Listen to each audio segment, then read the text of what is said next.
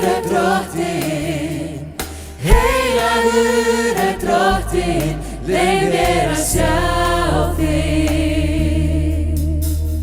Heilagur Drottinn, heilagur Drottinn, heilagur Drottinn, leyf mér að sjá þig. Halleluja, halleluja. Ef ekki að gefa Guði gott klapp. Halleluja, lofum hann og þygnum hann. Hann á svo sannarlega skil. Halleluja, halleluja, halleluja. Halleluja. Halleluja, halleluja. Í Davíðssálmi 98, þar segir: syngi Drottni nýjan söng, því hann hefur unnið dásendaverk. Hægri hand hans hjálpaði honum og heilagur armur hans. Drottinn kunngjörði hjálpræði sitt og sýndi þjóðunum réttlæti sitt. Hann minntist miskunnar sinnar og trúfesti sinnar við Ísraels hús. Öll endimörk jarðar sáu hjálpræði Guðs vors. Láti gleði óp gjalla fyrir Drottni öll lönd. Hefji gleðisöng, hrópið fagnaðaróp og lofsyngið, leiki fyrir Drottni á gíju með lofsöngs hljómi, með lúður þitt og básunu hljómi, lát gleði og gjalla fyrir konunginum Drottni. Hafið drynji og allt sem í því heimurinn og þeir sem í honum búa, fljótin skulu klappa lof í lófa, fjöllin fagna öll saman fyrir augliti Drottins, því að hann kemur til að ríkja yfir jörðinni, ríkja yfir heiminum með réttlæti, yfir þjóðunum með réttvísi. Amen. Ekki það sem við þurfum? Ekki það sem heimurinn okkar þarf? Þjóðun okkar þarf réttlæti. Amen. Þannig við höfum ástæðu til að fagna, við höfum ástæðu til að lofa og gleðjast. Og það það sem við ætlum að gera í dag. Við ætlum að gefa honum sem að frelsar, leysir, bjargar og endur nýjar og endur reisir. Gefa honum dýrðina og heiðurinn. Það eru mörg bænarefni sem að hafa borist til okkar og við erum með þessa bænakörfu sem að við lyftum upp til Drottins. Það eru mörg bænarefni, koma daglega ný bænarefni til okkar og sum hafa kannski gleymst, sum hafa ekki ratað í körfuna. Fólk hittir mann hér og þar, biður mann bænarefni og svo, hvað var þetta aftur? En það er svo gott að Guð, hann man. Guð gleymir ekki. Engum. Þó svo við bregðumst, þá bregst ekki Guð. Amen. Þannig að mér langar að við rísum öll á fætur og við lyftum þessari körfu upp með öllum þeim bænarefnum sem að hér eru. Þið sem að eruð heima og er að hlusta sangkomuna eða horfa á hana. Guð veit hvar þið eruð, þekkir ykkur, elskar ykkur og vill mæta ykkur. Hann yndislegur Guð. Amen. Faðir, þakkaði fyrir að við mögum lyfta upp öllum þessum bænarefnum sem að hér eru skrifuð í þessa körfu. Þú veist hverja einustu persónu. Þú veist hvað hver og einn er að ganga í gegnum, hvort sem það sorg eða gleði, hvort sem það einhverja erfiðleikar Drottinn fjárhagslega eða í hjónabandi eða andlega eða hvaða hátt sem Drottinn minn. Þá vilt þú mæta, þú vilt leysa, þú vilt bjarga, þú vilt koma inn með þína hægri hendi og lyfta upp og gefa nýjan kraft og nýjan styrk. Þeir sem að hníga, Drottinn, gefur þú nýjan kraft, Drottinn minn. Takk, Faðir, fyrir að við mögum gleðjast saman, við mögum fagna og við mögum lofa þig í þínu heilaga nafni. Og allur líðurinn sagði Amen. Amen. Gott að sjá okkur öll, áður en við setjast, ég ætla að biðja ykkur að heilsa svona 2, 3, 4 sem í kringum ykkur og bjóða ykkur hjartanlega velkomin bara, þið sem að eruð heima. Hjartanlega velkomin að sangum í Fíladelfíu. Njótið þess að vera með okkur, hvort sem þeir eru hér á landi eða annar staðar. Við vitum að það eru margar þjóðir, margar tölvur sem koma inn frá mörgum þjóðum sem að horfa á sangumuna og við gleðjumst yfir því og fögnum yfir því. Amen. Halleluja. Gjörðu svo vel, vinir, og fá Guðs sæti. Það er margar auglýsingar í dag. Við verðum með þétt prógram. Við verðum með skýrt hér á eftir og síðan ætlar hann Helgi að predika Guðs orð. En mér langar að byrja á því að bjóða eina konu sem hérna ekki á hverjum degi. Ég sá mættinni bara í dyrunum áðan. Hún frá Færeyjum og heitir Margit. Hvar ertu, Margit? Þarna ertu. Gefum henni Margit gott klapp. Þetta dóttir hans Tetta Færeyings. Alveg frábær söngkona. Hefði ég vitað af henni, þá hefði ég undirbúið hana á fengina til að syngja eitt söng. En við gerum það næst, Margit. Næste gang du kommer til Island, så må du låta oss vite, og da får vi en solosång av deg. Ok? Flott. Flott. Amen. Mér langar að auglýsa það sem framundan Hans Mannegren ætlar að koma inn á eftir og auglýsa hátíð vonar sem núna bara á næsta leiti. Þannig að ég ætla ekki að eyða tíma í það. En núna þriðjudaginn kemur, þá alfa liða námskeið. Hvað þýðir það? Jú, þeir sem að starfa, þeir sem að þjóna á alfa, þá námskeið hér sem samkirkjulegt námskeið frá öllum þeim kirkjum sem að halda alfa. Við munum halda það hér í þessum sal klukkan 8 á þriðjudaginn og allir sem að hafa verið að fara í gegnum alfa og vilja vera alfa liðar, þjóna, hjartalega velkomnir á þessa kennslu og það hann Ragnar Gunnarsson og Högni Valsson úr veginum og hérna Kristumóðsambandinu sem að kenna á því námskeiðinu. Síðan byrjar alfa námskeiðið á þriðjudaginn þar á eftir 24. skráningar hafin á alfa. Á miðvikudaginn kemur fyrir alla krakkar sem fæddir 2000 sem sagt á fermingaraldrinum, þá byrjar unglingafræðslan og við verðum með nýtt mjög spennandi efni sem við ætlum að taka fyrir á unglingafræðslunni og fá marga góða kennara á því. Þannig að á miðvikudaginn kemur klukkan 6:30 til 7:30, þá unglingarnir hjartanlega velkomnir sem fæddir 2000 ásamt foreldrum. Þannig foreldrar vinsælast beðnir að koma með unglingunum sínum á miðvikudaginn kemur. Á fimmtudaginn, rosalega spennandi dagskrá. Nú vetrarstarfið farið á fullt. Á fimmtudaginn byrja samvera eldri borgara og nú breytum tíma. Takið vel eftir old ladies and boys. Á fimmtudaginn klukkan 12 þá verða eldri borgarar hér, samvera eldri borgara klukkan 12 og verður þannig framvegis í vetur. Áður en að hann Bjarki kemur hingað upp, Bjarki úlingaleitun okkar, og hann ætlar að sýna myndband frá úlingastarfinu. Þá ætla ég að tilkynna að í síðustu viku þá kvaddi góð systir okkar Anna Guðrún Jónsdóttir og núna komin heim í dýr Guðs. Útförin verður hérna frá Fíladelfíu 25. miðvikudaginn 25. september klukkan 1 og Anna hún var okkur mörgum þekkt, sérstaklega mér, hún var systir mömmu og Anna var einstök Guðs kona, enda fékk hún nafnið Anna Guðsdóttir. Hverju vilja hafa þetta sem eftirnafn? Vörður Guðssonur. En hún fékk þetta eftirnafn. Hún var Guðs kona út í gegn og það verður yndislegt að fá að kveðja hana hér í Fíladelfíu hinstu kveðju.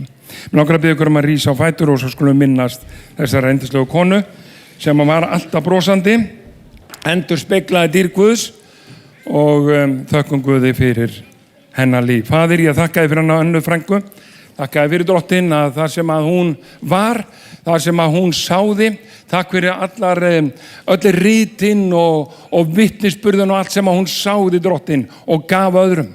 Gekk ekki fram hjá einum einstaklingi öðrun að gefa hún rit. Og drottin, ég þakkaði fyrir hennar þjónustu sem að fór ekki mikið fyrir en drottin, hún hefur fengið þetta núna frá þér gott þú góð og trúið þjónn, yfir litlu varstu trúr, yfir mikið muni setja þig. Gakk inn til fagnar herra þíns, og nú hún komin inn í dýr þína og fengið að sjá þig sem hún elskaði, sem hún bað til, sem hún lofaði og tignaði, og þakkaði verið drottin að þú styrkir börnin hennar og mætir þeim og blessar á allan hátt. Í Jesú nafni. Amen. Amen. Gjör svo vel minn og okkur sæti. Þegar hann Bjarki er búinn, þá ætlar hans mannegrann að koma eftir. Amen. Gaman að sjá ykkur, yndislega fjölskylda. Heils ykkur í Jesú nafni. Ég heiti Bjarki Heiðar, fyrir ykkur sem ekki þekki mig, og eins og Vörður sagði unglingaleiðtogi hérna í kirkjunni ásamt konunni minni, Evu Ösp. Og mér langaði að sýna ykkur smá vídeo. Við höfum ekki náð að sýna ykkur að fyrra því að það er alltaf svo mikið að gerast á samkomum hérna, sem er náttúrulega bara gott. Þannig að þetta kemur svolítið seint, en á menningarnótt 24. þá tókum við í unglingastarfinu þátt í svona trúboði í rauninni, vorum hérna niður í bæ ásamt United starfinu. Og við vorum með svona okkar session, þar sem að við vorum bara upp á sviði og sungum og spiluðum fyrir fólkið sem var hérna niður í bæ. Og við vorum að gefa, þeir sem ekki að syngja, þeir tóku þátt í því þannig að þeir voru að gefa svona blandi póka til þeirra sem að löbbuðu framhjá.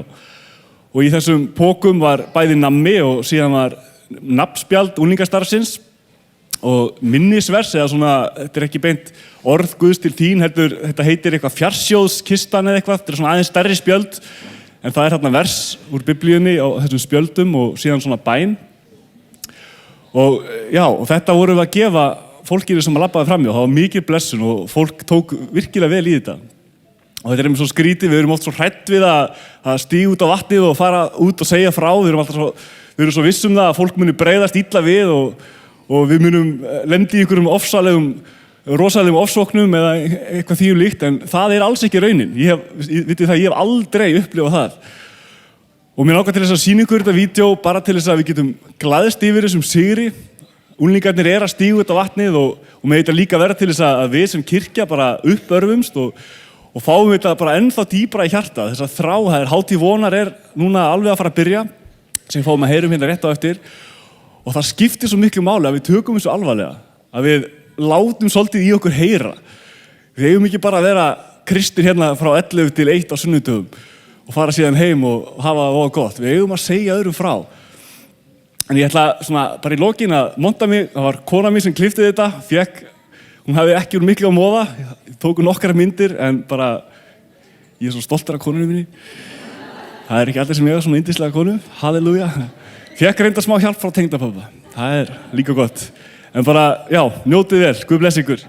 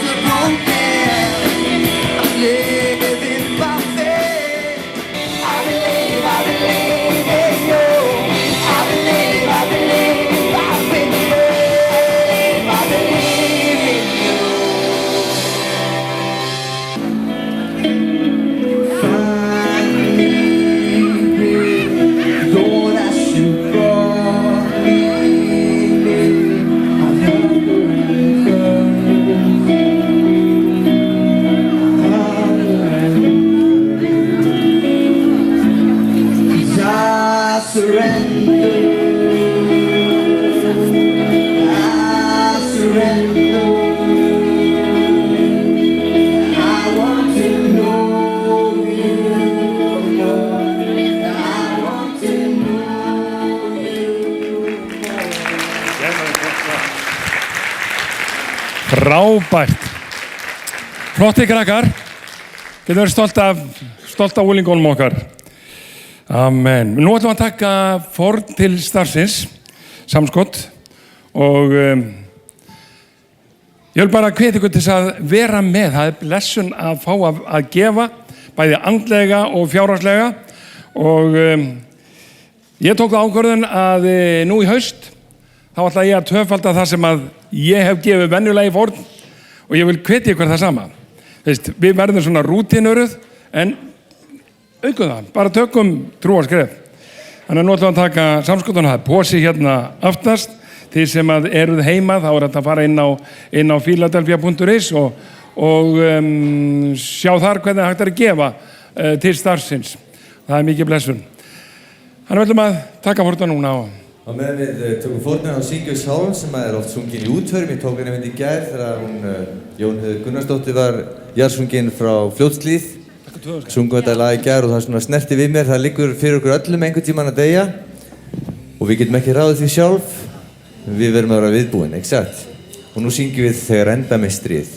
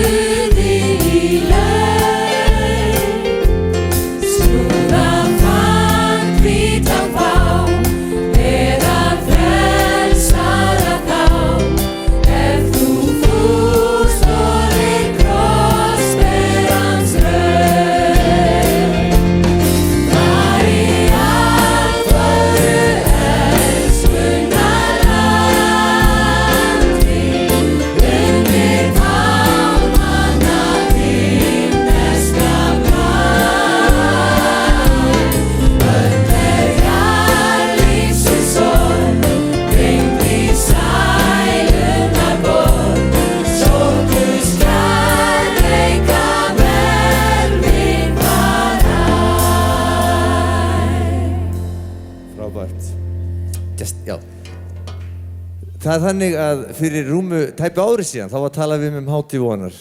Það var langt í það. Svo voru margir mánuður í það, svo voru margar vikur. Svo voru nokkri dagar og nú er ekki nema 320 klukkustundir. Og það líða hrætt, skal ég segja ykkur, þannig að þetta alltaf bresta á minni leið að klukkan 1 fundur niður í kjallara með Ívar Ísak í samt við öryggismálum, ekki missa því sem að vera þar. Nú ætla ég bjóða velkomin, hann sem hefur mest haft samband við mig, Hans Manningurinn, búinn komið náttúrulega 15-20 sinnum til Íslands, ég ætla að flytja til Íslands, ég trúi flyttið til Ísland eftir þetta her. Heyrðu, hann svíi, býr í Bandaríkjunum og hann ætlar að segja ykkur nánar frá þessu. Velkomin. Nú det næsten tid, ja. Takk fyrir. Gott að vera komin aftur í Reykjavík. Gaman að sjá þig. Okay. Sömuleiðis. Det låter gott. Very good to be here. Cannot believe that this is now 8 months later. Actually, I think I heard almost everything Oscar said. And we talked about this as being something very far in the future, and I heard that the Icelanders don't plan until the last 2 weeks. Og við tölum þetta langt inn í framtíðin og ég hef að Íslendingar plana sig ekki mikið meira svona 2 vikur fram í tíman. I know it's not true completely, so I think you are ready to be at these meetings in about, what is it? How many? It's actually 12 full days and 13 days and a few hours, yes. Og ég trúi við séum flest tilbúin að koma saman á þessar samkomur sem eftir 13 daga. First of all, I'd like to thank the church. Pastor Vörður has been an important part on the executive committee, and of course Pastor Helgi is going to be the interpreter for Franklin. Og ég vil þakka þessari kirkju, þakka Verði sem hefur verið í skipulagsstjórninni. Og Helgi ætlar að reyna rangtúlka Franklin ekki mjög mikið. So he's going to help people to understand in Icelandic what it actually is all about. Það mun hjálpa fólki að skilja á íslensku hvað kjarni málsins snýst. And of course Oscar and the choir and the band, we already love them, and I know that people that come will love you. Og Óskar verður þarna með kóra og hljómsveit og ég veit að fólk verður mjög hrifið af þessu öllu saman. We have had many of the master trainers that have been part of the Christian Life and Witness classes. They are in this church as well. Og margir sem hafa verið að kenna á námskeiðinu Kristilíf og vitnisburður, þeir eru úr þessari kirkju. Many of you may be counselors, ushers, and some of you and some of the most important security people are from here. Og ég veit að mörgir ættu að vera með og vera ráðgjafar og margir sem að skipta mestu máli í öryggisgæslunni eru hérðan. And of course some of our most important staff is from here. Siri is from here. I see you somewhere. Og margir sem að vinna á skrifstofunni, þeir eru hérðan, eins og til dæmis Siri, ég sé hérna. Only 12 or 13 days left. Bara 12, tæpið 13 dagar eftir. So there are a few things I'd like to ask you to do the last few days. Þannig að þessar síðustu dagar langar mig að biðja ykkur að gera nokkra hluti. By the way, can I have someone help hand these out? If for some reason one of you or someone did not get these, maybe Operation Andrew, then you're really late, but you can still do it. Ef þú voru einhverju ekki búin að fá svona andrisa með það, þá ertu virkilega svona seinn á ferð, en það ekki of seint. It's never too late to start praying, but this is, as I hope you have understood, Hátíðvonar is about praying for friends and neighbors. Og það aldrei of seint að byrja að biðja, og ég vona að við gerum okkur öll grein fyrir því að Hátíðvonar snýst fyrirbæn, fyrir vini og nágrunum. You will see advertising in a few days, and I know that you have seen it already. Og þið munið sjá auglýsingar á næstu dögum og hafa ábyggilega séð auglýsingar núna. But that's not how we get people to come. En það ekki þannig sem við fáum fólk til að koma. Do you understand that? Gerum okkur grein fyrir því. I want you to have your friends that you have prayed for with you. Ég vil að þú komir með þína vini sem þú hefur beðið fyrir. Because those are the people that God has been working in. Því það fólki sem Guð hefur verið að vinna í. So if you receive one of the operation cards and you haven't had it yet, have they been handed out? Og ef þið vantar svona spjald, eða þú ert komið með svona spjald núna. Where are they? Did they end up at the back? Enduðu aftast, það verið að dreifa. I would like them to be handed out right now. Já, bara endilega dreifa þeim núna. Þá sem vantar, þeir bara rétt upp hönd. Þið sjáu þeir koma hérna með fram salnum með bekkjaröðunum. Okay, if you raise your hand and you don't have one, if you have one, you don't need to take another one. Já, ef þú átt nú þegar með þá þarftu ekki að taka annan, bara Okay, when you look at that card, you see many slots, about 10 of them at the back. Þegar þú skoðar spjaldið, það eru 10 tóma línur. quickly today, as you look at this, write down the names of the people that you would like to know Jesus. Og þú getur skrifað bara snöggvast niður í dag þá sem að þú vilt gjarnan að fá að kynnast Jesú. I know we started with this already in April. Við byrjuðum að þessu núna í So apríl. I'm hoping that many of you already have many that you have invited to come. Og ég trúi að mörg ykkar séu búin að bjóða mörgum nú þegar. And I will be brief and say spiritually now the last few days, just let's prepare ourselves to be there. Og bara í fáum orðum vil ég segja við skulum undirbúa okkur andlega fyrir þessa hátíð. So that you are ready to be used by God by bringing your friends and being there yourself to be touched by the Lord. Þannig að þú sett undir það búin að Guð fá að nota þig til að bjóða vinu þínum og líka þú getur orðið fyrir snertingu Guðs. Because if you and I are there, I can almost promise you will also be moved by the Lord's power and the Holy Spirit that speaks to your heart.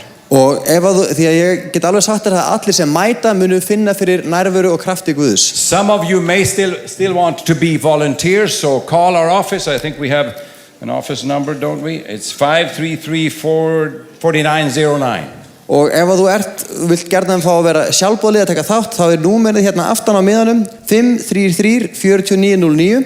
And you will also see that there's still some flyers to be handed out. Og það ennþá til svona dreifimiðar sem má dreifa. You will see this on buses and bus stops. Þetta myndu sjá í strætisvögnum og strætisvagnstöðum. Don't be nervous. Ekki til fara á taugum. It will be good. Þetta verður frábært. And then we will also have advertising on television and radio and in the papers. Svo verða sjónvarps, útvarps og blaðaauglýsingar. We'll give you good reasons to ask your friends, did you see about Hátíð I don't know that anyone wouldn't have seen. But. Já, þetta mun gefa þér svona góða ástæðu, já, varstu búin að sjá þessar auglýsingar fyrir Hátíð vonar. So in a couple of weeks we have our dedication service and then we move into the meetings, and I am hoping to see you there with your family, your friends, your neighbors, and there's still tickets available. And actually, let's say this, even if there are not tickets, let people come and we'll try to deal with it in the power of the Holy Spirit. Og eftir 2 vikur þá verður sett fyrsta samkoman og svo samkomu röðin og það eru einhverjir miðar eftir, en þó að miðarnir klárist þá viljum við samt að fólk mæti og með hjálp Guðs og Heilags Anda þá finnum við út úr því. Let me just pray and then I will let Pastor come up. Og ég ætla bara að biðja og svo gef ég verðið eftir stjórnina. Holy God, we praise you. Heilagur Guð, við lofum þig. We surrender Hátíð vonar once again to you. Við felum Hátíð vonar enn einu sinni í þínar hendur. We pray peace and joy and love above it all. Við biðjum frið, gleði og kærleika umfram allt. That your Holy Spirit will work. Að þinn Heilagi Andi starfi. That there will be room for everyone and everyone will be there that needs to be there. Að það verði rými fyrir alla og allir sem eiga að koma muni koma. Anoint Franklin and then also all the other aspects of the program in Jesus' name. Við biðjum að þú smyrjir Franklin og alla aðra sem koma að dagskráni í Jesú nafni. Amen. Amen. Can we roll? There's a greeting from our boss. Let me run that. Let us run that. Þú ætla að spila smá kveðju frá yfirmanni mínum.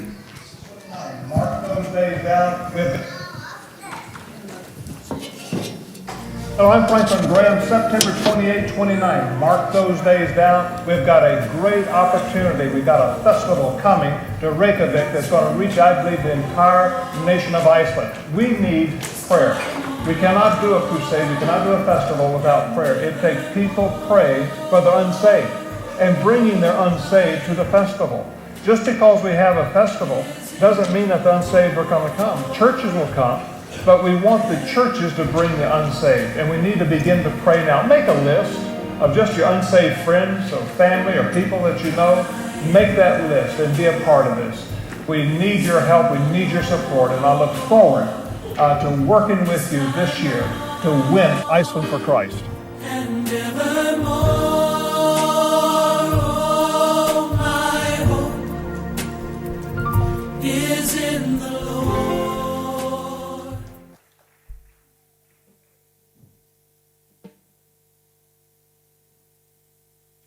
Through you the blind will see.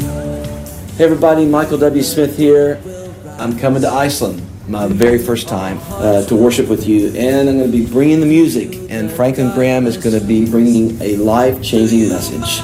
I'm excited. I will see you in Reykjavik.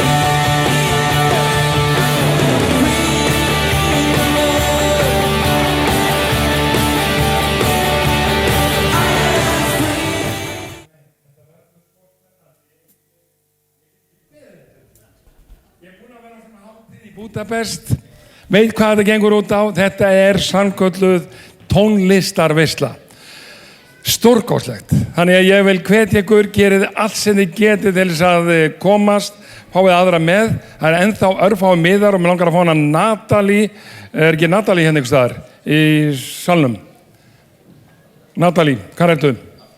Aftast, átti ekki að sitja aftast.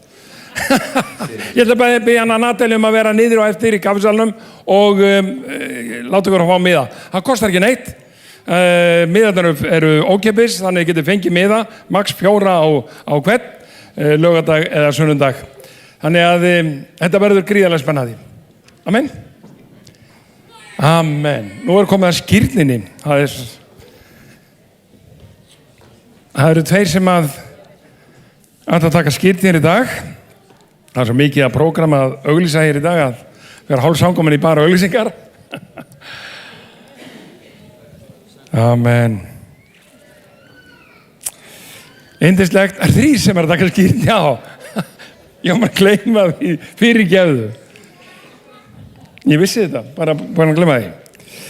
Það segir í Rómarbyrjunum 7. kapítalanum, það segir svona, hvað merkir nú þetta? Eigum við að vera áfram í syndinni til þess að náðin verði því meiri. Fjarri fer því. Við sem dóum syndinni, hvernig ættum við að lifa framar í henni? Eða vitið þið ekki að við öll sem skírð erum til Krists Jesú, erum skírð til dauða hans. Við erum því dáin og greftruð með honum í skírninni og eins og Faðirinn vakti Krist frá dauðum með dýrðamati sínum, eins eigum við að lifa nýju lífi. Amen. Þannig að það er spennandi það sem að Guð hefur gert, breytt og endur nýjað, endur reist. Og nú ætla ég að biðja að kynna sig bara með nafni og ég ætla að spyrja af hverju viljið þið taka skírnina? Af hverju það því? Ég heiti Rakel og ég er að taka skírna því að ég elska Jesú og ég veit að hann elskar mig og ég vil fylgja honum. Amen. Ég nú góð stað. Já, hæ, ég heiti Hilmar og ástæða skírnandi er svona hliðinni skröf bara Guði til dýrðar og skilja gamla syndu að dauða mannin eftir og við tekum bara nýr Hilmar í heilugum anda lifandi Jesú Kristi. Amen. Amen. Amen. Ja. Sunna Maria heiti ég og ég vil skírnast út af því að ég vil að ég þessi gamla manninum minnum að lífa með Kristi. Ég er sigurvegari í dag. Amen. Ég er sigurvegari. Amen. Yndislegt. Þetta er bara frábært, spennandi. Þannig að nú ætlum við að ganga að löginni og við ætlum að skýra þau og hans Svanur. Hann er skýrarinn. Krakkar, þið megið bara setjast inn eða krjúpa hérna niður fremst. Þið sem er aftast megið alveg standa upp eða viljið. Þið megið alveg bara krjúpa, alveg niður, bara krjúpa niður. Viljið okkur krjúpa? Krakkar, alltaf krjúpa. Samkvæmt skýru boði Drottins, þinni eigin trú og játningu, þá skýri ég þig til Jesú Krist.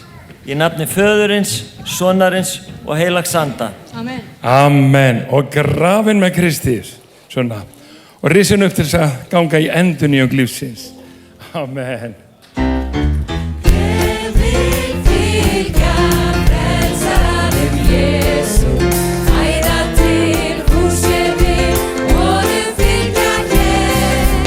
Ég vil fylgja frelsaranum Jesú, hver sem hann oss leiðir, honum fylgja ber. Samkvæmt skýru boði Drottins, þinni eigin trú og játningu, þá skýri ég þig til Jesú Krist. Í nafni Föðurins, Sonarins og Heilags Anda. Amen. Og grafinn með Kristi Hilmar. Amen. Og risin upp til að ganga í endurnýjung lífsins.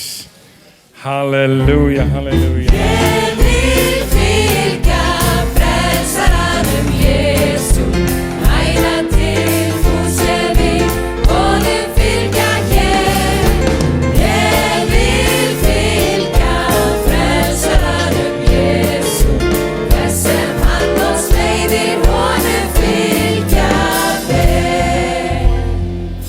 Samkvæmt skýruboði drottins, þinni eigin trú og játningu, þá skýri ég þig til Jesú Krist, í nafni Föðurins, Sonarins og Heilags Anda. Amen. Og grafin með Kristi Rakel. Og risin upp til að gangi endurnýjung lífsins. Amen.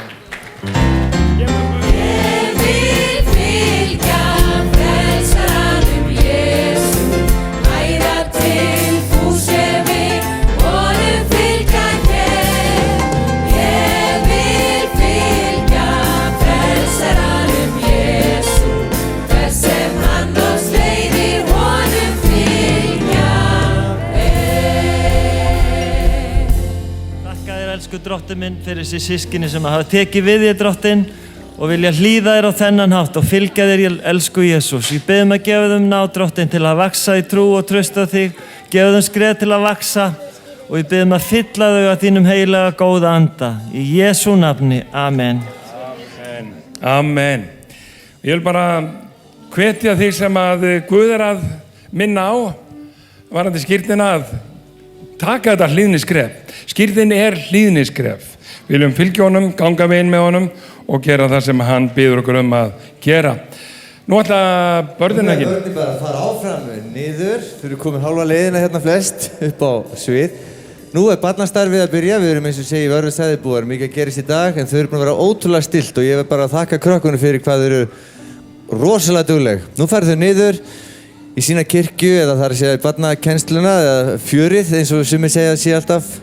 Og við ætlum að syngja 2 lög allavega sem að Michael W. Smith ætlar að syngja hér eftir 2 vikur og við ætlum að syngja með honum.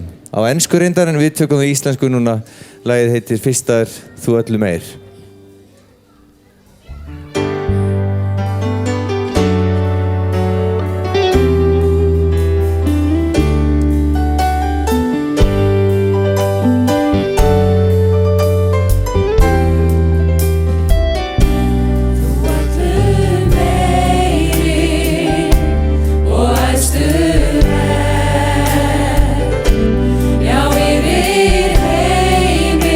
Sköpun hafi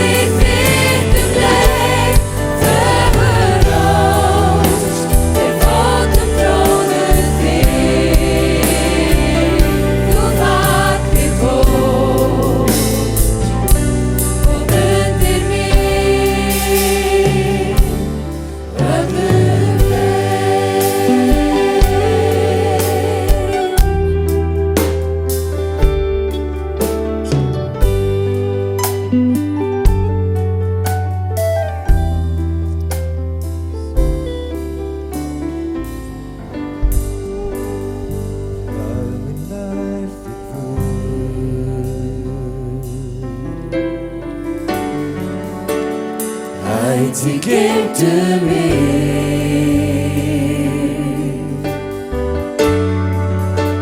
Ég gef þér allt sem kært mér Því vinur vil ég vera þér. Myndi mig þú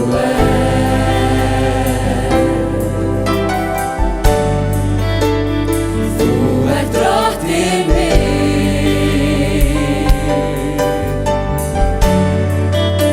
Þú einn ert Jesús upplýsing og tíð þína og ástin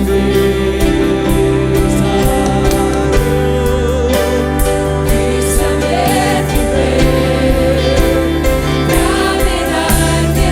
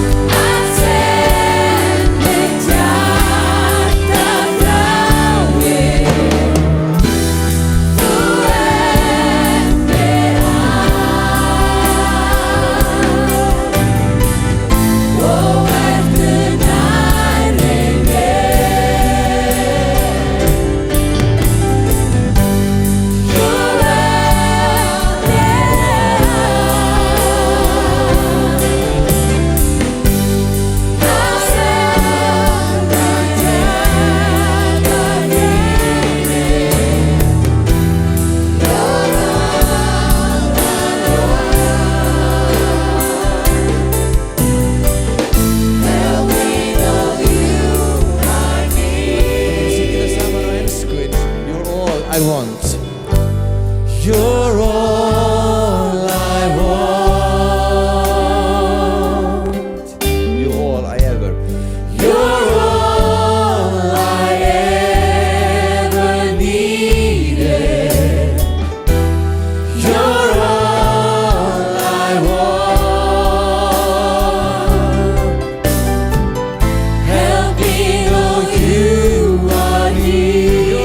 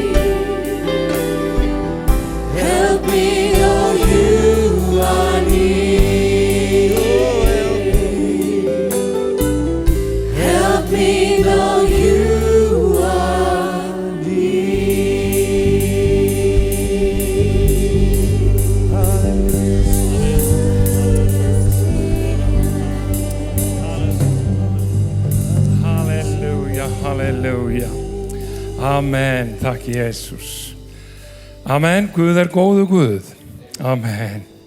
Það sem að gerist var að ein móðurinn sem hélt á barni, hún misteg sig og datt og eitthvað gerist í öxlinni en brotnaði ekki. Það er gott að við erum með lækna hérna pluss yfirlæknirinn. Amen. Þannig að það eru tveir læknar sem voru að tala við hana og þetta var allt í lagi. Amen. Þannig að við bara höldum áfram og nú ætlar hann Helgi að koma og predika Guðs orð. Guð blessi þig Helgi og styrki þig. Amen. Til þess að fara á net og googla þessi lög sem við vorum að syngja sem að Michael W. Smith kemur til að syngja svo þið getið sungið með í höllinni og á ensku því hann syngur ekki íslensku skils mér. Helgi, gjör svo vel.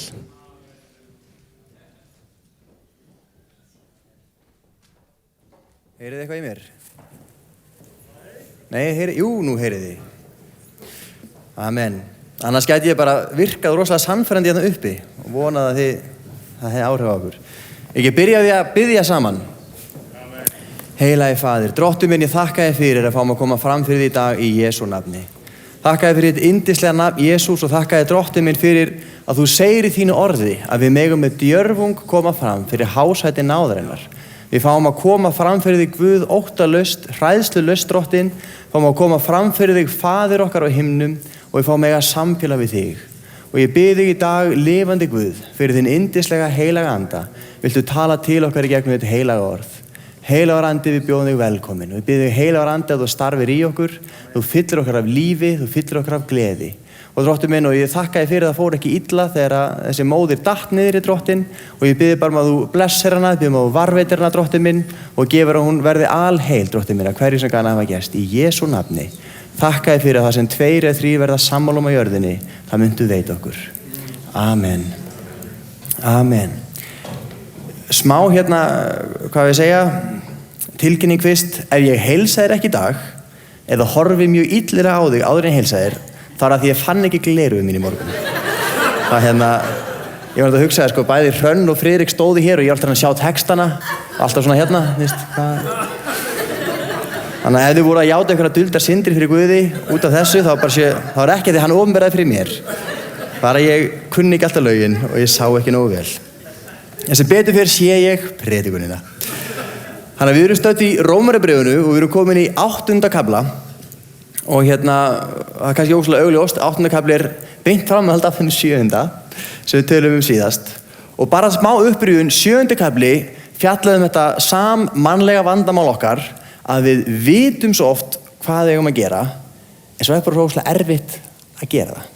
Að ef við myndum öll framkvæma eftir því sem við vitum þá væri við öll fáránlega heilbrigð og rík og þú veist, það væri allt fullkomið í kringum okkur. En við erum bara mennsk og við glímum við synd þannig að við náum ekki, við missum marks, við náum ekki markinu, við förum út á sporunu. Og þessu lýst sem svona, þetta er svona vítarhingur og þetta er ströggl og kaflinn enda með örvæntingarhrópi. Ég aumur maður, hver getur frelsað mig frá þessum dauðans líkama? Og svo kemur svar, Guði sé lof að Jesús Kristur frelsar. Þannig endar 7. kafli. 8. kafli segir okkur hvernig Jesús frelsar. Og mér langar að lesa, ég ætla ekki að lesa allan kaflan fyrst, við tökum fyrir vers 1-13 í dag og ég ætla ekki að lesa þau öll í einu, ég ætla að lesa þau bara á sama hraði fyrir gegnum þau. Við byrjum á fyrstu 2 versunum, þannig að ef þú upp Biblíuna með þér, ef þú er í símanum eða eitthvað, þá máttu gerðan lesa með mér. 8. kafli, vers 1 og 2. Nú er því engin fyrirdæming búin þeim sem eru í Kristi Jesú, því að lögmál þess anda sem lífið gefur í Kristi Jesú hefur frelsað mig frá lögmáli syndarinnar og dauðans. Engin fyrirdæming, engin fordæming búin þeim sem eru í Kristi Jesú. Lífið í 7. kafla, sko, sem við sjáum lýst þar, hvert leiðir það? Hvers konar líf er það þegar maður veit betur en maður framkvæmir? Maður veit hvað maður á að gera en maður getur ekki framkvæmta. Maður veit hvernig maður á að lifa en svo er þessi togstreita, svo bara lifi ég allt öðruvísi. Það er streita, það er átök, það er uppgjöf og það leiðir hvert? Það leiðir til fordæmingar. Og það er ekki einu sem þannig að maður berist sofandi að feigða rósi. Maður berst að feigðarósi og reyna að synda eins og maður getur á móti straumnum ef þú fer í alveg að pratt. Það er eiginlega verra. Það er alveg betra að geta allavega slakað á þangað til þú glatast. En ef þú veist af því og getur ekki gert neitt í því, það er hræðilegt. Og 8. kafli segir okkur, ef þú tilheyrir Kristi Jesú, þá þarftu ekki að hræðast fordæminguna. Þá ertu ekki að berast að feigðarósi. Þá ertu ekki á glötunar braut. En tökum eftir því þeim sem eru í Kristi Jesú. Það er að eina sem að skiptir máli. Það er aðalatriðið, það er að vera í Kristi. Ef við höfum samsamað okkur í Jesú Kristi, við höfum leyft honum að taka á sig okkar breyskleika, við höfum leyft honum að taka á sig okkar syndir, okkar brot, og ef ég segi ykkur alveg eins og þetta hljómar óslega auðvelt, en með tímanum þá verður það oft svolítið erfiðara, og ég hugsa oft þegar Jesús var að þvo fætur lærisveinana. Jesús sem var sko meistarinn, Jesús sem var herran, Jesús sem var sko hetið þeirra og þeir litu upp til, hann allt í einu sko, hann fer úr fötunum og hann bindur bara svona klút sig, hann klæðir sig eins og hann sé þræll og hann krýpur og hann fer að gera það sem var sko smánarlegasta starf samfélagsins, hann fer að þvo þeim fætur. Og þeir fara bara hjá sér. Pétur, hann bara, Jesús, ég get ekki leyft þér þetta. Bara, ég virði þig of mikils til að leyfa þér að gera þetta. Jesús, ég get ekki hort á þig, auðmýkja þig svona. Ég get ekki hort á þig niðurlega sjálfa þig. Og Jesús segir, ef ég fæ ekki að þvo þér fæturna, áttu enga samleið með mér. Og þar kemur stoltið inn hjá okkur. Það er oft svolítið erfitt að viðurkenna, Guð, ég vissi betur en ég gerði þetta samt. Jesús, þú hefur verið svo góður við mig og ég brást þér einu sinni enn. Jesús, bara nú ætlum ég að vinna í þessu sjálfur. Svo skal ég koma til þín. Er einhverju aðri sem að verið þar? Það virkar ekki fyrir ykkur hinn sem ekki prófa það. Á endanum þá gildir það saman fyrir mig og þig og fyrir Pál postula, náð mín nægir þér. Og það er auðmýkt og það er auðmýking sem fylgir því að leyfa Jesú að taka byrðarnar. Að leyfa Jesú að hreinsa syndina. Að leyfa Jesú að koma inn og vera drottinn og frelsari. Ef við erum í Kristi, hvað þýðir það? Jesús í Jóhannesarguðspjalli 15. kafla líkir þessu við það, hann segir, ég er vínviðurinn og þið eru greinarnar. Sá sem er í mér, hann hefur lífið, en greinin sem er ekki á vínviðinum, hvað verður hana? Hún þornar upp, hún deyr og á endanum verður hún eldiviður. Þetta er mjög svona myndrænt og tákgrænt. Ef við erum í Kristi, ef við erum tengd við Jesú Krist, þá höfum við líf og þá berum við ávöxt. Og þá er það ekkert flókið, því að grein sem er á vínvið, hún bara ber ávöxt, hvort sem er líka betur að verð. Sá sem á vínviðin, hann kemur og snirtir til og þá kvörtum við og við höldum við sem mestu fórnum upp í heimi. Af hverju Guð? Það er allt þetta. Líka það eru fleiri sem hefur verið þar, ég hef verið þar. Og svo er það alltaf til góðs. Það er alltaf til góðs. Greinin sem er ekki tengd á vínviðin, hún bara deyr sjálfkrafa. Það er ekki þegar vínviðurinn er vondur og dómharður. Það er ekki þegar vínviðurinn er strangur og leiðilegur. Það er bara því að greinar sem eru í vínvið, það er deyja. Þannig er það bara. Ef við erum í Kristi, ef við erum tengd við Jesú Krist, þá stefnum ekki til glötunar. Vegna þess að Jesús Kristur leiður okkur. Vegna þess að kraftur heilags anda býr í líf okkar og vegna þess að þá erum við í hans höndum. Og eina spurningin er þá í rauninu þessi, erum við tengd við Jesú Krist? Erum við tengd við vínviðin? Er Jesús uppspretta í lífi mínu? Er Jesús tryggingaspjaldið í rassvasanum sem ég næ í ef ég klessi á, en svo keyri ég bara hratt þangað til að ég er með tryggingaspjaldið í vasanum, veitu? Eða er Jesús við stýrið? Veitu? Er Jesús þungamiðjan? Er Jesús kjarnin? Er Jesús uppsprettan? Og þetta er ógeðslega flókin leið til að spyrja bara, er Jesús drottinn? Er Jesús drottinn í mínu lífi? Er Jesús sá sem hann á að vera? Eða er Jesús svona vinur sem ég hringi í, ég vildi vinna 1.000.000 til ég veit ekki svarið? Vitið, hann er bara hann á hliðarlínunni, þeir lendi vandræðum, þá hringi ég Jesú. Helst en við vantar pening. En þetta vers segir okkur, ef Jesús er drottinn, þá þurfum við ekki að óttast dóminn. Og Jesús meira segir það. Sá sem trúir á mig, kemur ekki til dómsins. Hann stiginn yfir úr dauðanum yfir í lífið. Það verður engin dómur. Það verður ekkert spurning, muntu glatast eða verður á hólpin. Þú ert bara í lífinu. Eilífa lífið er byrjað hér og nú. Og sá sem trúir á mig, hann mun lifa þótt hann degi. Það verður ekki einu sinni þannig sé dauði. Þú bara stígur úr einu herbergi yfir í annað. Inn í eitthvað miklu betra. Úr kuldanum og inn í hlýjuna. Ég er ekki að segja að ef að Jesús sé drottinn í okkar lífi, þá lifum við fullkomnu lífi. Ég er ekki að segja, sko, þú spyrð þig ekki, er Jesús drottinn eða er ég tengdur við vínviðinn? Það er ekki, er líf mitt fullkomið. Það er ekki, er líf mitt gallalaust. Það sem mælikvarðinn miklu frekar er, hvað geri ég þegar ég geri mistök? Hvernig bregst ég við þegar ég geri það sem er rangt? Það er kannski mælikvarðinn á hvort Jesús sé drottinn. Geri ég málin upp? Er ég tilbúin að játa synd mína, játa berskleika minn og þegar ég hef gert rangt á hlut annara, fer ég þá og geri málið upp eins og Jesús kennir okkur? Skildu fórnina eftir við altarið og gerðu upp í bróðin, ekki halda bara áfram eins og ekkert hafi skorist? Eða fer ég bara í vörn og fer ég að réttlæta sjálfa mig og segja bara, þetta að gera allir svona, þessi er verri en ég, eða fyrir 10 ára þá gerði þessi aðri eitthvað miklu verra við mig og allt þetta, fleiri þar, nei, ég sé alltaf sjálfa mig þegar ég predika.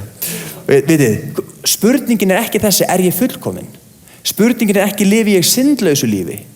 Spurningin er, hvað ger ég við syndina þegar hún kemur upp? Leyfi ég henni að grassera eða leyfi ég Jesú að komast að?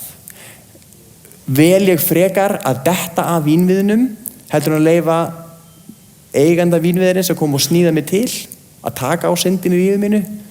Hvað ger ég þegar ég heyri predikun og eins og ég segi, það er maður sem ég hlusta á sem að ég er mjög oft ósammála ákveðin atriði, en ég kann að meta það hvað hann elskar, hann fer bara beint í Biblíuna og hann ber boðskapið bara fram eins og hann kemur fram og hann mætti stundum svona skafa aðeins utan að því, hann bara, og hann segir alltaf sko, ég er bara bréfberi, ég skrif ekki póstinn, ef þið er eitthvað ósátt þá er ég bara að tala við höfundinn, þá er ég bara að tala við hann, þegar við heyrum svoleiðis predikun og þegar við fáum að heyra synd í líf okkar, og sérstaklega þegar það er uppáhaldssyndin, sérstaklega þegar syndin sem að, það eru svo margir að gera þetta hvað sem er, skilur við, það er bara nútíminn, Biblían er svolítið gömul, þetta er vel meint en þetta er ekki alveg nútíminn, þegar að koma svoleiðis predikanir sem pota í uppáhaldi mitt, sem að allir vinir mínir samþykja, sem að allir í kringum mig segja sig í lagi, sem að fjölmiðlarnir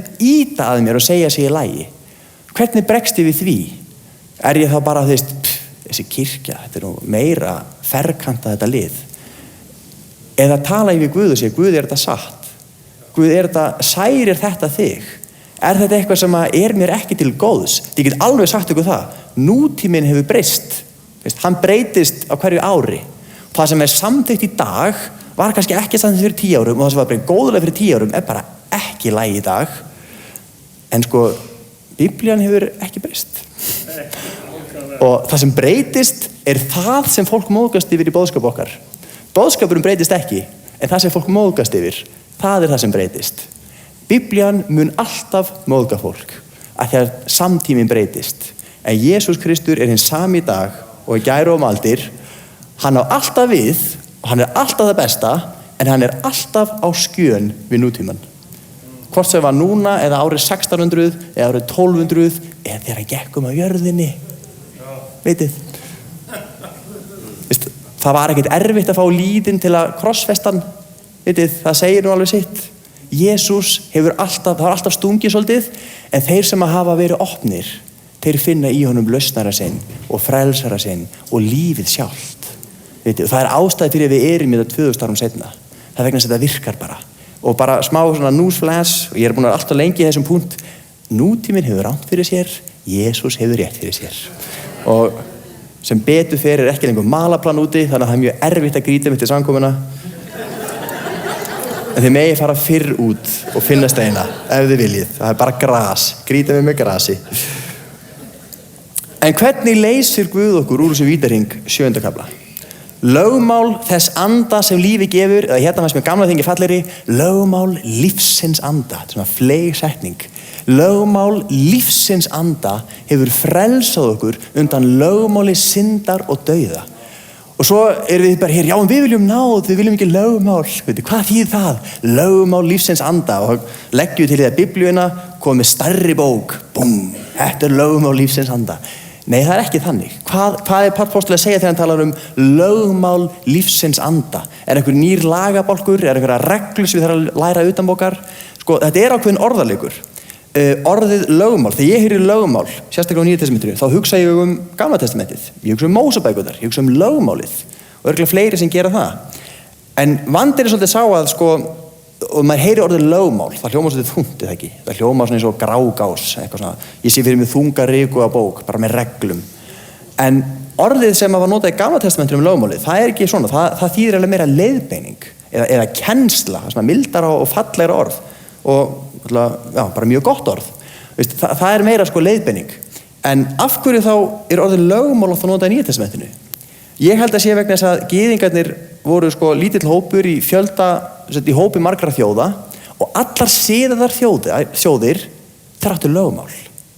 Og þetta var kannski svona til að njóta virðingu. Já, við erum eins og þið, við erum siðuð þjóð. Við höfum hérna ævafornt lögmál sem hefur staðið tímans tönn.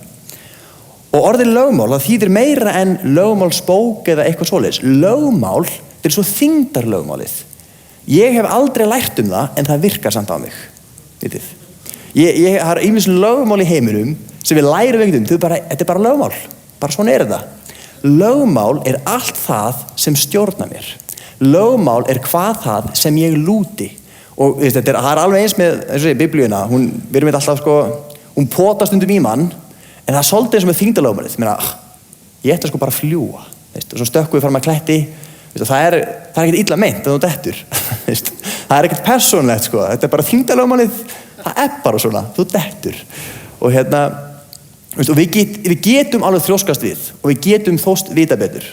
En þyngdarlögmálið hefur ekki breyst. Og það breytist ekki fyrir mig og þig. Það er bara til staðar. Lögmál er allt það sem ég lúti. Þannig ég þarf ekki að læra lögmál syndarinnar dauðans. Þetta eru bara eins og náttúruöfl, þetta eru kraftar sem eru að verki í heiminum og ef ég hef ekkert sterkara sem býr í mér, þá er ég bara undir það seldur.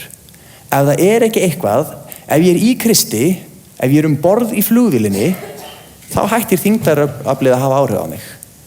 Ef ég er borð í Kristi. Lögmál er hvað það sem að líf mitt lítur. Og syndin vissulega getur verið lögmál. Og flest okkar, við kannski hugsa mikið það, já, synd er eitthvað sem ræður yfir mér. Lögmál getur verið lögmál álits annara. Það getur verið lögmál í mínu lífi. Lögmál getur verið lögmál ótta míns við að eigin eiga peninga. Það getur verið lögmál. Lögmál ótta míns við skuldi mínar. Lögmál ótta míns við að börnin mín hafni mér. Lögmál ótta míns að missa heilsuna. Lögmál, það getur verið svo rosalega margt, eitthvað sem stjórnar lífi mínu. Lögmál brotinnar sjálfsmyndar sem hrópar á viðurkenningu. Vitið, eitthvað sem kölluðu stundum meðvirkni, vitið, það er svo margt sem getur verið lögmál í mínu lífi og það sem þessi text er að segja okkur er að þegar heilagur andi fær að vera lögmálið, þá trompar hann allt hitt. Þegar heilagur andi fær að koma inn og ég fæ að lúta yndislegum vini mínum heilugum anda, þá missir hitt valdið við mér. Þá missir hitt tökin af mér. Það er komið einhver sem er sterkari. Það er komið eitthvað sem trompar hitt, sem að brýtur mig niður og leiðir mig til glötunar.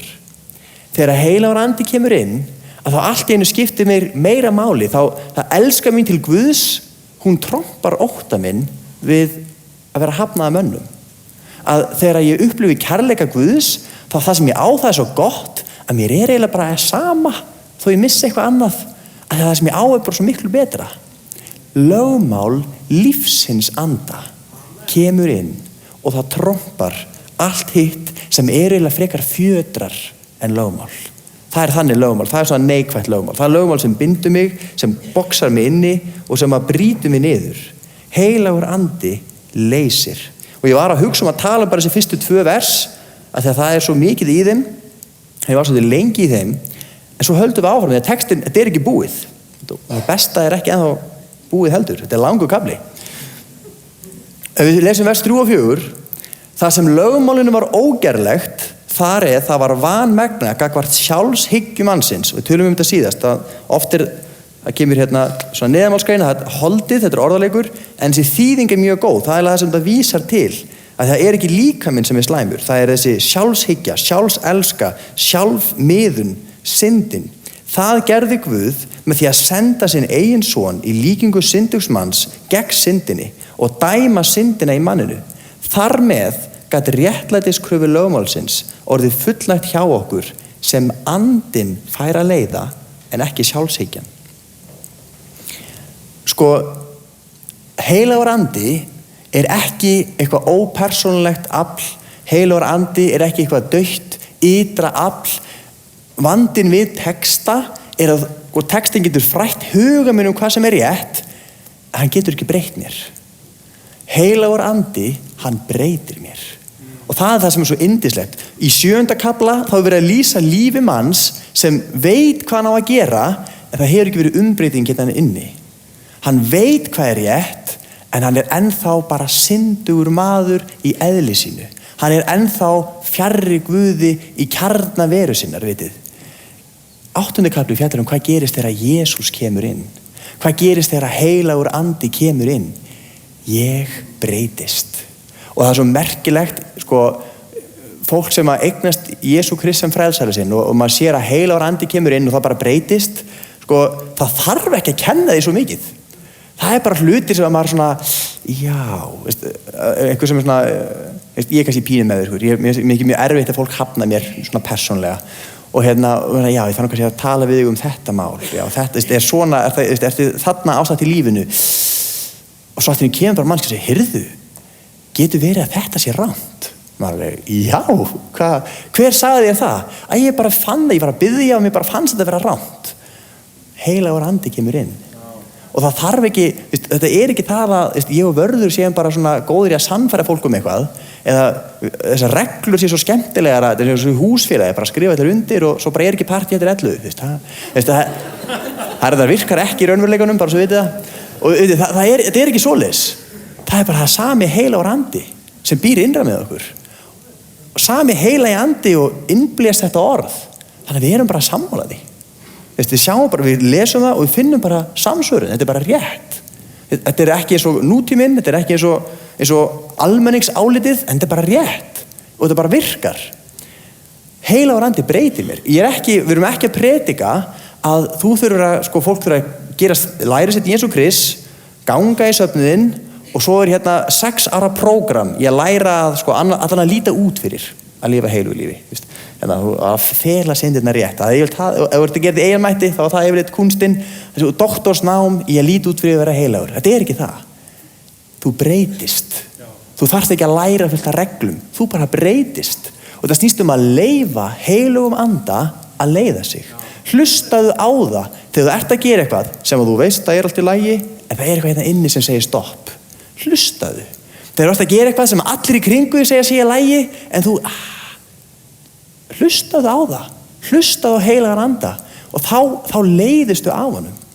Þegar eitthvað sem að þér finnst þú að gera en það gengur ekki upp, mannski svo að fara að biðja fyrir, einhver svo að tala við, þú að gefa einhverjum eitthvað og upp það bara, hlustaðu á það. Ég bara gott dæmi surrealist, þegar við Kristi vorum í Belgíu, það var kínversk stelpa með okkur í skólanum og hún var nýfrelsuð og mjög fyndið að fara að læra guðfræði og ég man eftir ég satt mér í einhverjum áfangi í Nýja testamentinu og svo var kennir eitthvað að segja við erum að lesa eitthvað, Páll segir þetta en svo með bera saman það sem Lúkas skrifar og í Markúsi þá var ég og svo bara eftir hendur sig hvaða menn þetta að tala eitthvað að vita hver þetta eru og alltaf alveg upp í kommunista Kína og hafði bara aldrei séð Biblíu og mér fannst það svona bara það eru bara 4 vikur í próf bara, hún áði hún átti einstakt bænalíf. Hún átti alveg það var surrealist, menn hún átti ömmu sem var blind og heyrnarlaus og hún var alltaf að biðja fyrir henni og svo ringir mamma hennar í hana frá Kína og segir bara ég skil þetta ekki, amma fór alltaf að segja upp úr þurru, Jesús hjálpaði mér og ég veit ekki hver þessi Jesús það var bara þessi stelpa að biðja og amma hennar var sett blind og heyrnarlaus. Hvernig vitnar fyrir henni? Þú bara biður fyrir henni og hún bara frelsaðist og bara frelsaðist fjölskyldan. Það var svona surrealist og nýfrelsuð heilagur andi var að vinna í henni.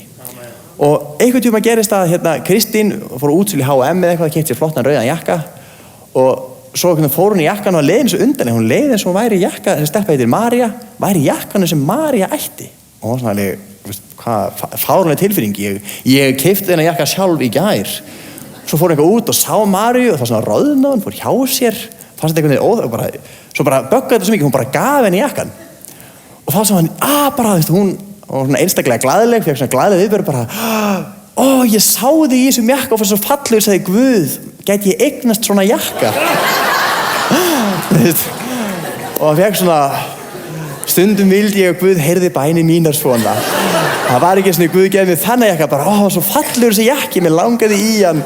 Og Kristín bara fann að hún átti ekki þennan jakka, Heilagur andi. Þetta er kannski fáránlegt dæmi, léttvægt dæmi, en hlustaðu. Og Kristín hefur ekki verið jakkalaus ennþá, skiljið. Þannig að maður tapar aldrei á þessu. Og þetta er kannski líka svolítið munurinn, að því að heilagur andi, hann er kallaður huggari, hjálpari og orðið, þetta er svolítið, ég sé alltaf fyrir mér svona svo íþróttaþjálfara. Þetta er munurinn á því að fara á líkamsræktarstöð og þú farið bara að lista með eitthvað svona prógrami sem er bara svona one size fits all þegar við erum öll ólík. Og þú veist, það er enginn til að hjálpa þér og þú ert bara já, hvernig virkar þetta tæki, svo allt í einu komið myndbandar á YouTube, að þú ert að gera eitthvað fáránlegt, hafi ekki séð það. Veist, maður svona, ég hugsa af hverju fór ekki bara eitthvað á leiðbendunum, ég sá manneskja á róðravél, í staðinn fyrir að toga, að þá sat hún hélt og svona ýtti sætin fram og aftur. Gerði það mjög hratt, það var alveg æfing, en allir á líkamsræktarstöðinni voru bara, bara ná í símann sinn, taka myndband, það er munurinn á því að fá bara einhver svona ytri leiðbeiningar og svo ertu bara aðlægi allra með þess að einhver predikari gerir grín að þér, það er fyrir lélegt, er að fá einkaþjálfara. Einhver sem að þekkir þig, þekkir veikleika þína, tekur tillit til þín, einhver sem að bara persónulega aðlaga þér. Og þetta er eiginlega betra, þetta er eins og þú giftist einkaþjálfara, einhver sem er með þér alltaf, einhver sem að eldar líka fyrir þig, passar matinn, setur rennila sem þú getur ekki opnað, þannig að bara þegar hann, það er alveg, þú færð persónulega aðstoð, þú færð persónulega hjálp sem að inn í þitt líf fyrir þínar þarfir. Og hvernig gerum við það? Eina sem við þurfum í rauninni að gera, gagnvart þessum þjálfara eða hjálpara, þessum huggara, heilugum anda, við þurfum að gefa honum aðgang. Við þurfum að leyfa honum, við þurfum að hlusta á það sem hann segir og við þurfum að taka iPodin úr eyrunum svo við heyrum hvað hann er að segja. Það er ekki nóg bara að horfa og hugsa hvað hann er fallegur í góðu formi og hvað hann hlýtur nú að vera að segja eitthvað merkilegt. Við þurfum að hlusta á hvað hann segir. Við þurfum að gefa honum aðgang að okkur og svo þurfum að mæta til hans. Hvernig gerum við það? Við getum lesið það sem hann hefur skrifað, eiga tíma með Guði í orðið hans og svona alvöru talað, bara 1 kafli á dag, það er miklu betur en ekki neitt. 10 vers á dag, það er betur en 2 vers á dag. Meiri segja er betur en ekki neitt. Það er svona í alvöru talað. Ég veit vinkonu sem að eða vinkonu, hún var vinkona, ég talaði henni mörg ár, hún var frá Austur-Evrópu. Hún frelsaðist að því hún heyrði 1 biblíuvers tekið úr samhengi. Heilagur andi notaði versið, talaði beint inn í hennar líf. Og það lét henni ekki í friði, þá hún gafst Guði. 1 vers, meiri segja tekið úr samhengi, þó ég mælu nú ekki með því. Bara Guð fái aðgang. 1 kafli á dag. Og ég get alveg, ef þú verður sem ég, þá verður þú bara húkt og þú verður að lesa 1 bréf á dag. Það er bara, gefðu honum aðgang. Gefðu honum aðgang með því að tala við hann. Biddu. 1 mínútu á dag. Það er betur en ekkert. 5 mínútur á dag. Og ef þú veist, ég bið allstaðar og ég veit, ég get alveg sagt, ég bið þegar ég er að vaska upp. Þannig að Kristín segja, þá biður þú mjög sjaldan. Þegar ég vaska upp, ég bið þá, ef ég er á ferðin einhver staðar, ef ég er í strætó, hvar sem ég bið, ég tala við Guð. Það er samt ekki eins. Og því ég geri eins og Jesús kennir mér að gera. Það er að fara afsíðis, loka hurðinni og bara loka á allt og taka tíma með Guði. Og þar gildir í alvörunni 5 mínútur er miklu meira en ekki neitt. Og ég get eiginlega lofa því að þú gerir þetta og þú venir þig á það. Fyrstu skiptin, það þarf að vera ákvörðun. Ef þú venir þig á það, þá eiginlega ferðu bara tróðu þessu inn allstaðar. Þá eru 5 mínútur, það var bara eftir að djóki mér. þá var það eiginlega allar að ræna mig. Veist, það svo yndislegt að þú bara einu sinni smakkað, þú getur ekki hætt. Það bara þannig. Og svo við lesum við vers 5-9 og við förum hraðar eftir því sem álíður. Fleiri vers í einu. Þau sem stjórnast af eigin hag hafa hugan við það sem hann krefst, en þau sem stjórnast af anda Guðs hafa hugan við það sem hann vill. Sjálfshyggjan dauði, en hyggja andans líf og friður. Sjálfshyggjan fjandsamleg Guði og lítur ekki lögmáli Guðs. Og munum, það ekki verið að tala um bók, það tala um að Guð sé drottinn. Lítur ekki lögmáli Guðs, enda getur hún það ekki.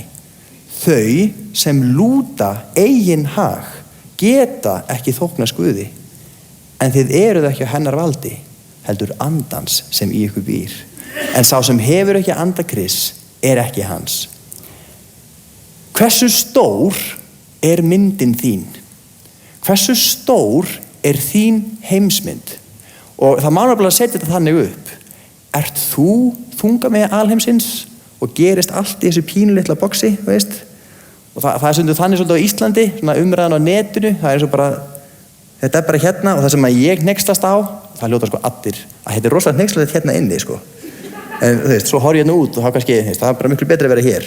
Þú veist, ef ég þunga með alheimsins, þá lífið svona spennandi.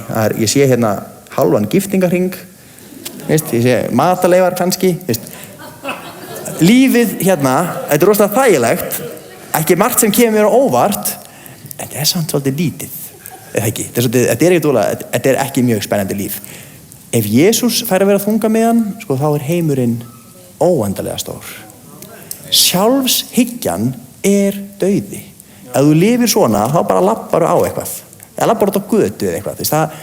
Sjálfshyggjan bara kæfa þig. Og mér finnst besta lýsingin á þessu, sko, ef við hugsum út á við, alheimurinn, hann þenst út. Alheimurinn í stöðugri útþenslu. Hann stór og hann stækkandi. Alheimurinn stór og spennandi, það ekki. Það alveg, veist, þú getur verið 10-faldur doktor í alheiminum og samt ertu bara, sko, þú veist, og þú ert alltaf að byrja því hann alltaf þennast út. Svo annað fyrirbæri sem sjálfmiðað, sem hugsar inn á við og eiginlega andstæðan við alheiminn í því. Það ekki lífgefandi, það ekki spennandi, það ekkert sem þrýstast. Það svarthol. Svarthol inn á við.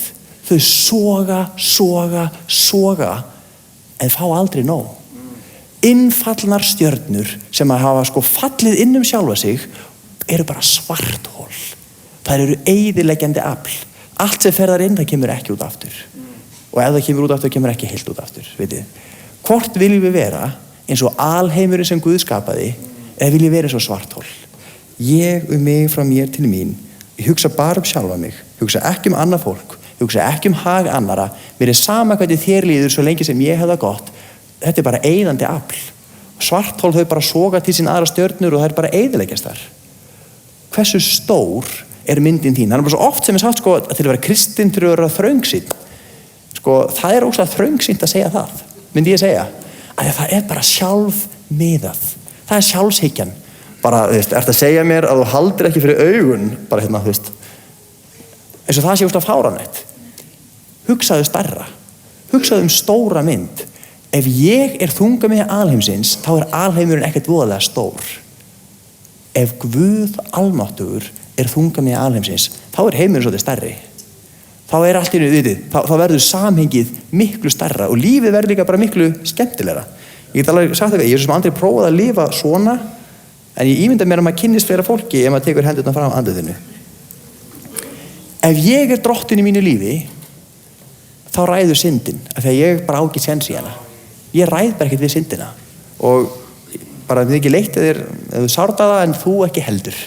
Þetta eins og við þyngdaraflið, ekki persónulegt, en við dettum. Sjálfselska ber alltaf sama ávöxtinn. Eyðileggur sambönd, eyðileggur vináttu, eyðileggur okkur. Og við verðum bara eins og vatn sem lokað í flösku, það allt í lagi fyrst, en svo bara fúlnar það og verður ógeðslegt. Við verðum svolítið þannig að innan, ef við erum sjálfmiðuð og sjálfhverf, þá verðum bara svolítið eins og svarthol.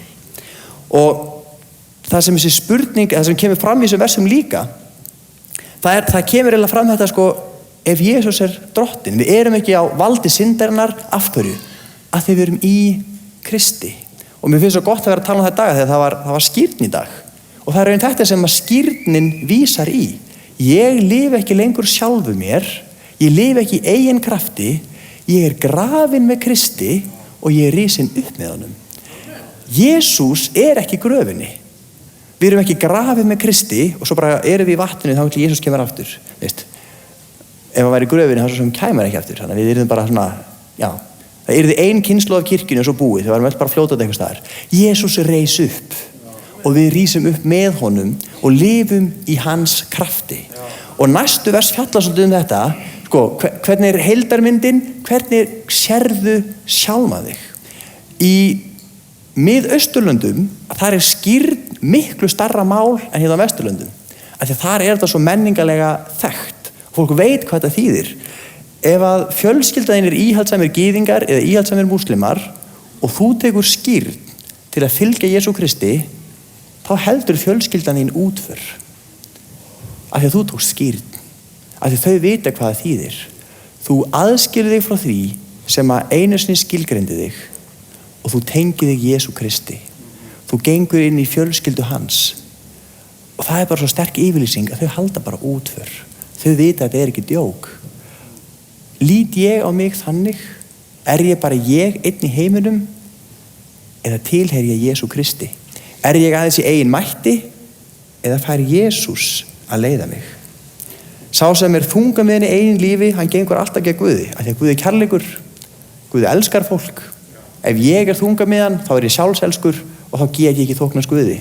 Þá vinn ég alltaf gegn vilja Guðs. Af því að það ekki vilji Guðs, að það sé bara ég mér frá mér til mín. Guð vill að ég elski annað fólk. Guð vill að ég jafnvel fórni mínum hagsmunum fyrir hagsmuni annara. Þess vegna við hér í dag. Það var fólk sem að Guð kallaði, fólk sem var kannski vel menntað og átti góðan starfsframa fyrir höndum, en Guð sagði, ég vil að þú fara og boðir mig. Ég vil að þú predikir fagnaðarerindi eitthvað staðar. Það sem að fólk ekki þekki þig. Þú ekki fjölskylduna, þú þekkir ekki málið, þú þekkir ekki menninguna, þú álitinn skrítinn og fólk bara hlýddi og fór. Einhverjir horfa á það og þeim fannst það mikil skömm og synd. Það skilði sóa menntun þinni og hæfileikum og getu í að fara og boða einhverja trú. En við hér sem við erum þakklátt að þetta hefur breytt líf okkar. Vitið, mannlega séð, þá kannski var þetta eitthvað sem fór á misvið. En frá sjónarhorni Guðs, þá var þetta besta ákvörðu sem gátu tekið.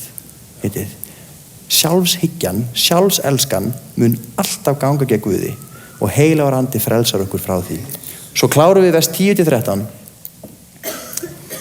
og það segir: Ef Kristur í ykkur, líkaminn að sönnu dauður, því að syndin dauð, en andinn líf, sakir sýknunar Guðs. Ef andi hans sem vakti Jesú frá dauðum býr í ykkur, þá mun hann sem vakti Krist frá dauðum einnig lífga dauðlega líkami ykkar með anda sínum sem í ykkur býr. Þannig erum við systkin í skuld, ekki við eigin hyggju að við skulum lúta henni, því að ef þið gerið það munið þið deyja, en ef þið látið anda Guðs deyða gjörðir sjálfshyggjunar munið þið lifa. Og hvernig virkar þetta? Eftir rauninni spurningum hefur raunveruleikinn fengið að ná tökum á þér. Það eiginlega munur á því að læra lögmál, eitthvað sem ég læri hér, eða eitthvað sem gerist hér. Þegar sannleikurinn fær að höndla mig. Það var frétt fyrir ekkert mjög mörgum árum síðan að fundust japanskir eldri borgarar á eyju í Kyrrahafi. Og þeir voru, þetta var svona Robinson Crusoe-fílingur, þeir voru svona klæddir heimagerðum fötum á eyjunni, liðu á kókosnetum og veittu sér til matar og eitthvað. Og þetta var eitthvað svona hálfskondin en samt mjög sorglega frétt.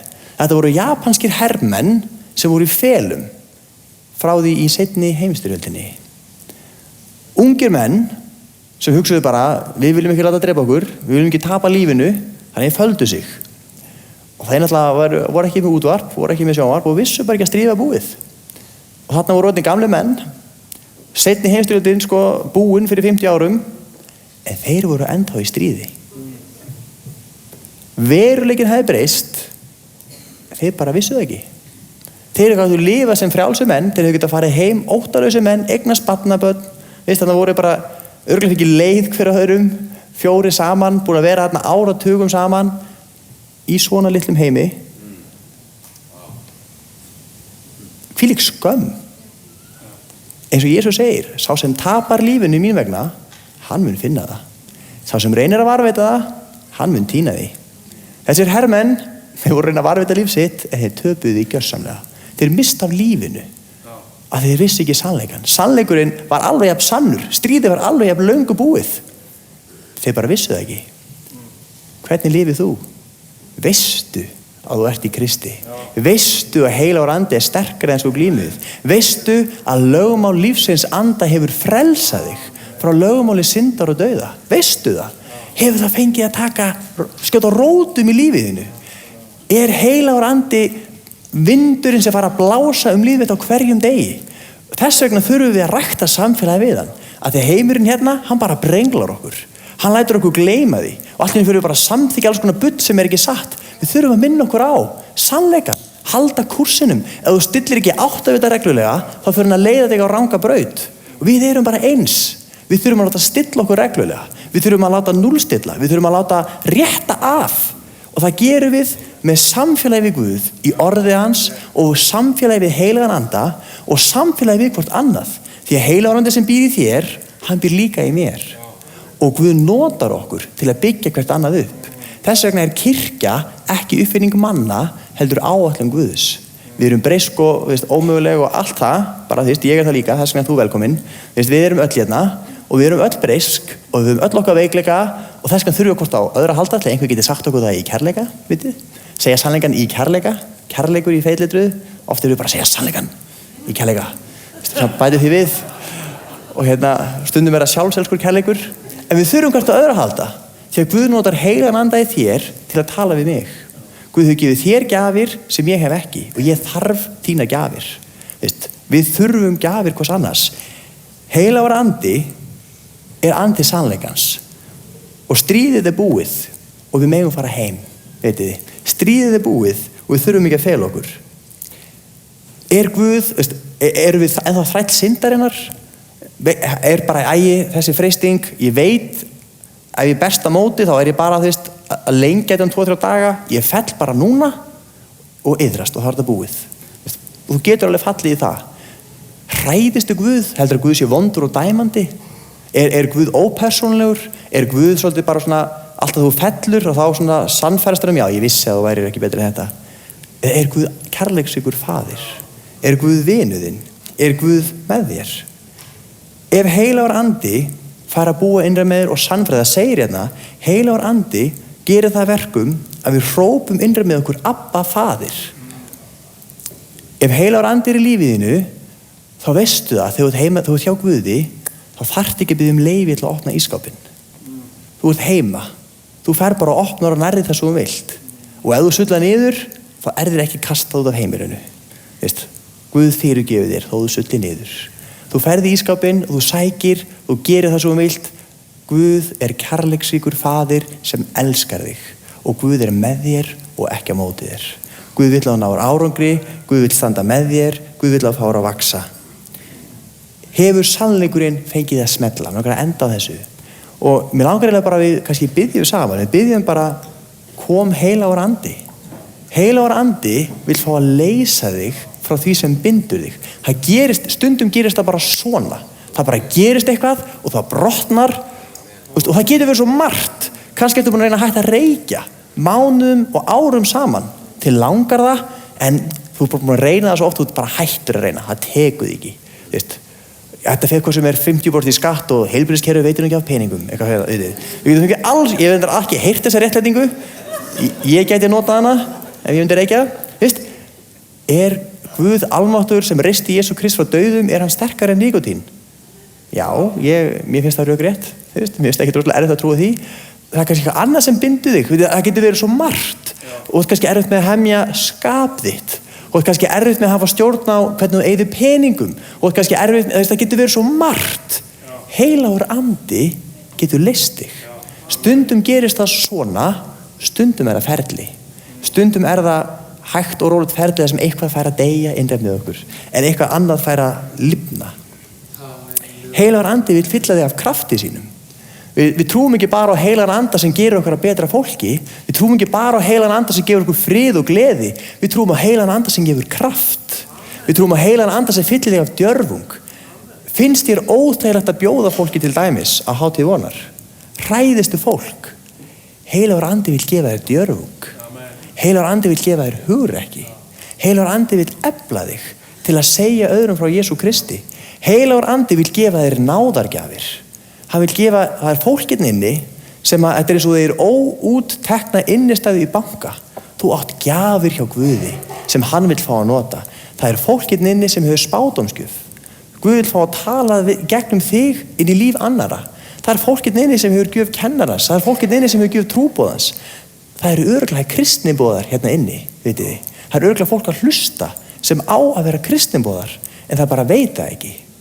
Það er ekki fyrir tekið út gjafirnar. Það er ekki opna pakkan. Heilagur andi vil fá að gefa þér gjafir og hann vil fá að leysa þig út í líf í fullri gnægð. Guð þráir að skýra þig í sínum heilaga anda. Guð þráir að gefa þér kraft og Guð þráir að gefa þér líf. Guðs vilji er að þú sért frjáls, hamingjusöm og manneskja sem er svo full af lífi að aðrir dragast að þér út af lífinu sem býr í þér. Og við öll þurfum meira af því að halda. Ég þarf meira af heilum anda í mitt líf. Ég þarf meira af hann á hverjum degi. Ég þarf meira af smurtingans og gleðans og lífans og kraftans. Ég get bara, það er engin skömm að því að játa það er bara sjálfsagður sannleikur. Við skulum biðja saman, bara heilagur andi. Faðir, við komum fram fyrir þig í Jesú nafni og ég þakka þér fyrir að heilagur andi er gjöf og ég þakka þér fyrir fyrirheitið í postulasögunni Drottin. Okkur er ætlað fyrirheitið, börnum okkar og öllum þeim sem er í fjarlægð, Drottinn minn, öllum þeim sem í fjarlægð eru. Heilagum anda er úthellt yfir kirkju þína, hann er gjöf. Og Faðir, ég bið í Jesú nafni, bara sendu þinn heilaga anda. Kom heilagur andi, komdu og fylltu kirkju þína. Komdu og fylltu musteri þitt sem þú segir að við erum, Drottinn minn. Faðir, ég bið í Jesú nafni að kraftu þins heilaga anda fá að flæða líf okkar. Drottinn minn, ég bið fyrir þeim sem þegar ég var að tala, það kom upp einhver fjötur í lífi þeirra sem hafa verið að hugsa og verið að berjast við, eitthvað sem er orðið svo, það er bara orðið gamall vani, þau eru hætt að hugsa það, þetta er orðið sjálfsagður þáttur í tilverunni, en þau þrá að losna undan. Faðir, í Jesú nafni, fyrir leysandi kraft hins heilaga anda, biðum að þú leysir þau hér og nú. Faðir, ég bið fyrir þeim sem er að berjast við tóbaksfíkn og vilja losna. Faðir, fyrir kraft hins heilaga anda, viltu leysa þau undan fjötrum fíknarinnar. Drottinn minn, ég bið fyrir þeim sem að glíma við skap sitt, glíma við reiði, glíma við óuppgerð mál úr fortíðinni. Faðir, viltu koma með leysingu þína og lækningu í Jesú nafni. Drottinn minn, ég bið fyrir þeim sem að glíma við fordæmingu, sem að heyra þessu orð og finnst þetta jákvætt og fallegt og þetta ávið alla aðra nema þau. Já, þetta ávið þennan, þetta ávið þennan, en þau get ekki tekið við þessu fyrir sjálf sig. Faðir, í Jesú nafni, þá bið ég bara gegn þessari sjálfsblekkingu.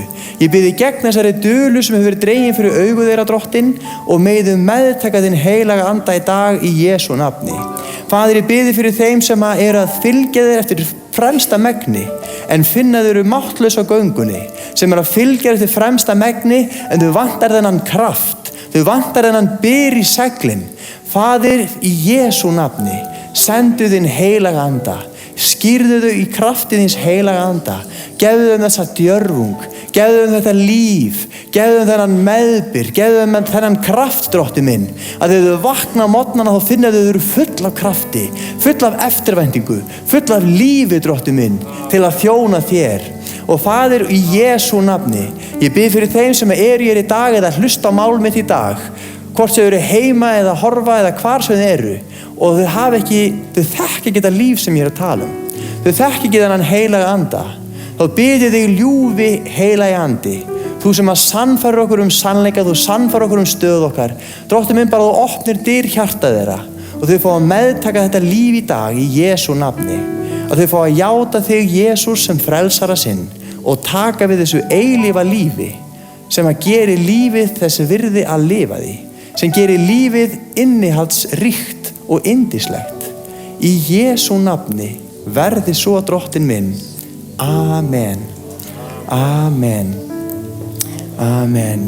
Jesús segir, ómælt gefur Faðirinn andan. Það er aldrei of mikið og það er aldrei nóg. Við þurfum stöðulega meira af heilugum anda. Og samkomunni er að ljúka Við bjóðum upp á fyrirbænir í hliðarsalnum. Ef þú þráir meira af heilugum anda, velkomin. Við skulum biðja með þér. Og þó svo enginn biðji fyrir þér, Guð heyri bænina. Ef þú ert hér í dag og þú vilt taka við Jesú Kristi, þú vilt fá þetta líf, komdu þetta inn í hliðarsal, við bara með ánægju biðjum fyrir þér. Og svo hvað sem er annað, ef það eru veikindi í líkamanum eða hvað sem það kann að vera, bara það er ánægju að fá að biðja með þér. Guð bless ykkur í dag. Hvað segirðu? Já. Og við hittumst í samfélagi hérna niðri. Og þeir sem ekki með okkur og eru heima, Guð blessi það sem þú ert og þú getur beðið það sem þú ert og Heilagur Andi getur mætt þér það sem þú ert. Amen. Svo var ég beðinn að minna að það er útsala í jötunni fyrir það sem vantar andlegt fóður.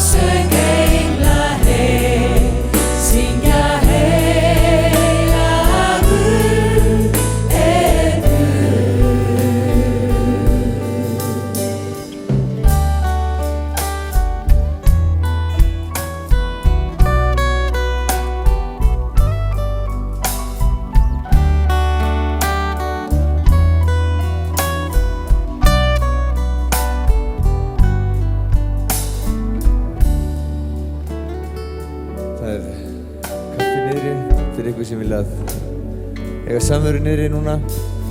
Þökkum fyrir daginn í dag og svo sjáumst við þess sem allra fyrst. Guð bless ykkur.